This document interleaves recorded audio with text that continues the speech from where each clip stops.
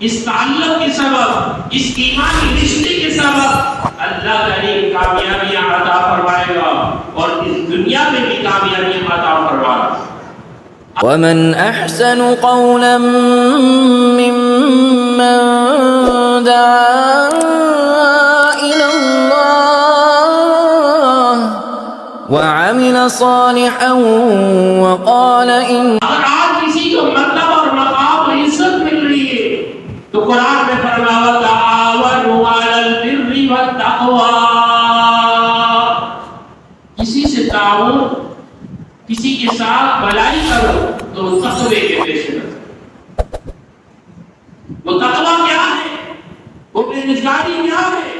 وہ جو نبی پاک علیہ السلام کی شریعت کے پاسداری کرنے والا، نبی پاک علیہ السلام کی فرمان پر عمل پیرا ہونے والا ہے، نبی پاک علیہ السلام کی شریعت کے مطابق زندگی بسر کرنے والا ہے، وہ تقویدار ہے، وہ پرہیزگار ہے، وہ اللہ کا بھی خوف رکھنے والا ہے، نبی پاک علیہ السلام کی محبت بھی رکھنے والا ہے۔ اسے اللہ تعالیٰ نے تقوی سے ایک بہترین اللہ نے مقام مرتبہ عطا کیا۔ کس سبب؟ نیکی کے بدولت۔ کس سبب؟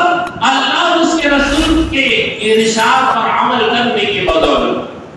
جو اللہ اور اس کے رسول کے ارشاد پر عمل کر لیتا ہے اللہ تعالیٰ اسے کامیابیاں عطا کرتا ہے، اسے عزتیں عطا کرتا ہے، اسے مرتبہ اور مقام عطا کرتا ہے۔ اسی لیے فرمایا ساری عزتیں اللہ تعالیٰ کے لیے، اور اللہ کے دین پر عمل پیرا ہونے والا اللہ تعالیٰ اور اسے عزتیں عطا کر لیتا۔